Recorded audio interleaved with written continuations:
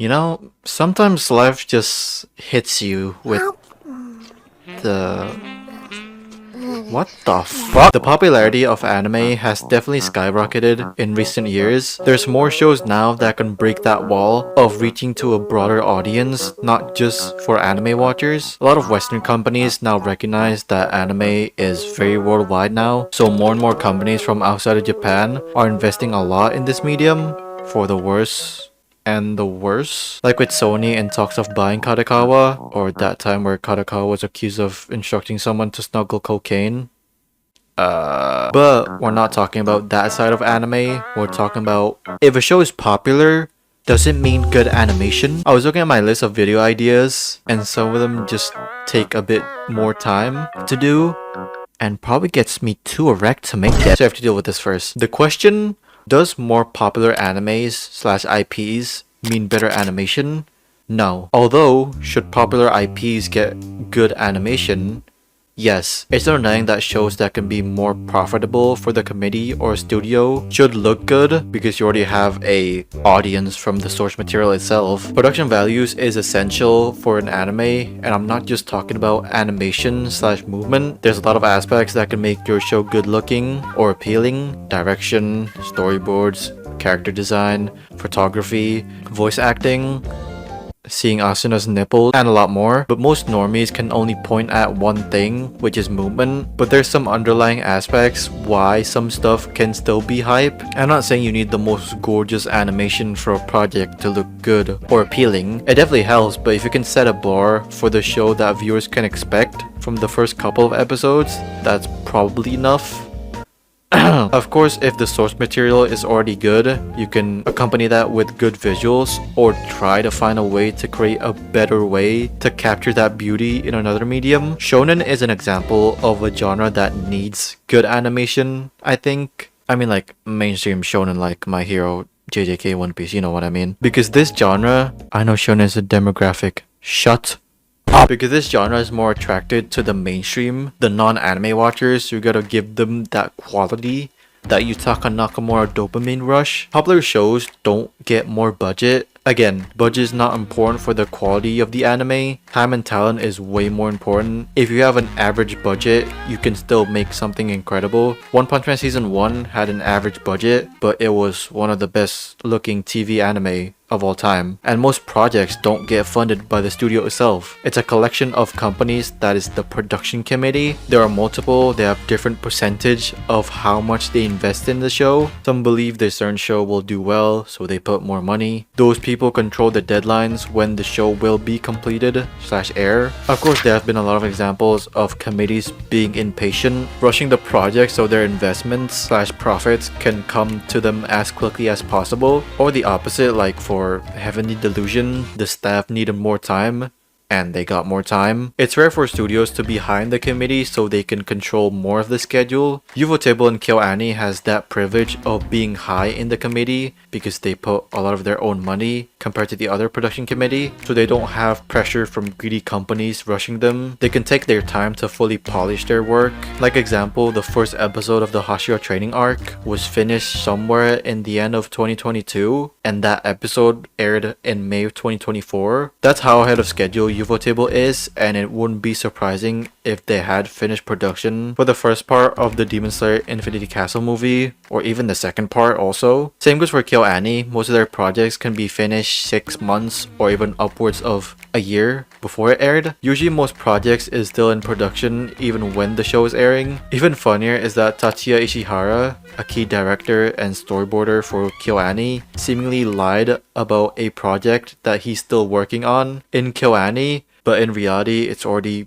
been finished a while ago. It also helps that those studios do mostly everything in-house, and even studios like Gohan do most of it in-house. Passion projects are a rarity these days. It's basically a project that mostly funded by the studio itself. Usually this thing can be a positive, like Mob Psycho. It was a Bones passion project. They didn't rush it, and in the end it was a beautiful show throughout all 3 seasons. But a worse example is with Mappa. Yes, the studio that just sniffs all the popular projects like cocaine. Oh shit.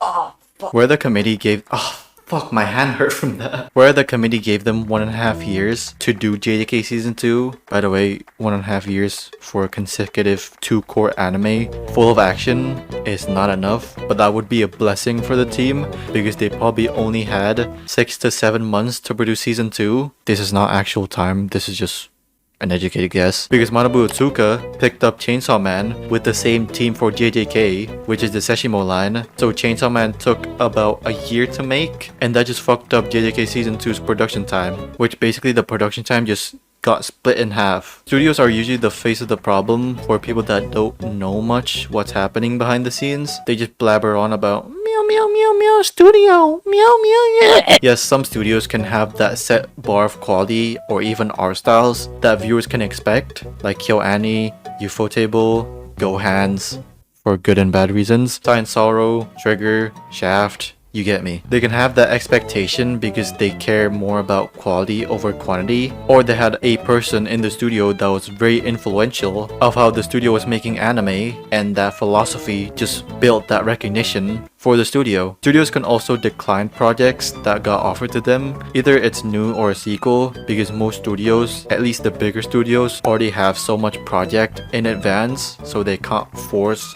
another show in their mouth. Most rely a lot on freelancers to direct, animate, and other stuff. It's up to the animation producer in the studio that assigns the series director, camera design, photography, and more. Like Keiichiro Saito got the director's chair for Frieren because Fukushi, the animation director for Frieren, was very pleased by Sato's episode that he directed and storyboarded in Sunny Boy, another project by Annie P. Fukushi. It's through connections from the backlog of the shows that they've done, so they can invite some previous staff/animators again for another project. The core team is more important than studios. Even sometimes the studios that's plastered in the IP, it's not even the only ones that it's involved. It was obvious that Spy X Family was done by Cloverworks and WIT, but ReZero Season 1 only had White Fox as the studio, but seemingly Studio Nexus, the studio that made Eminence, produced 9 out of the 25 episodes. Yup. Bigger studios can also have subcontracted studios, so if a project is too much for them, some of these sub-studios can help that process either from episodes or other departments. Again, connections is important. A director can carry a whole show from just pure connections with animators or directors, or they depend too much on freelancers and your show can look worse than before. There has been an uprising of using Twitter animators. Most producers are desperate so that they can have those standout cuts for their shows, so they just contact inexperienced animators to do stuff, but in the end, their hard work just go to waste because they don't have any information about the conditions for that specific project. So they just do the craziest layouts, and in the final product, they're just not gonna use it, since there's just no time, and the directors have more unnecessary jobs to do, correcting some stuff just to meet the deadline. An example of too much reliance of freelancers is with Demon King Academy.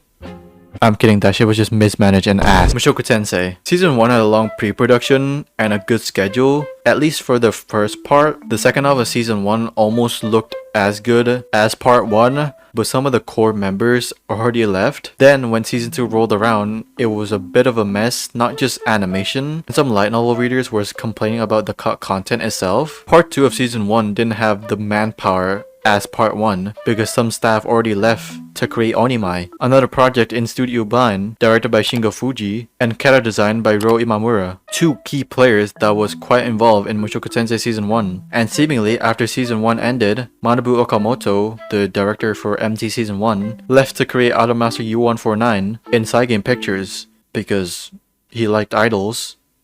Base, or the schedule and pay was just better compared to MT. These two projects were amazing looking throughout, especially Onimai. It was one of the best looking shows of that year, but that leaves Mushoku Tensei Season 2 with almost nothing besides Kyukawa. I think he's contracted with Studio Blind, or I forgot. I mean, he was still animated in JJK Season 2, so there's probably a leeway that he can still do freelance work. He was the Sakura man for Season 2, and most importantly, the Paul episode, wink wink, was directed by him. He contacted his close friends or peers from mainly when he was working on Boruto, AOT, and probably more. So that's why that episode was better animated and directed compared to the other episodes in season 2. Also, Mushoku Tensei fans got baited because Shingo Fuji changed his Twitter bio to animation director Mushoku Tensei, and people thought he was gonna direct season 3, but he's directing another show in Studio Bind, which seemingly will look as good as Onimai. That just goes to show on why connections and building that relationship, so animators want to work with you every time. That's about it. But wait! Boss. If you guys like this video, leave a like. If you hate it, leave a like. Comment down below what your thoughts on anime, I guess. And yeah, hopefully you guys enjoyed this video. See you guys next time.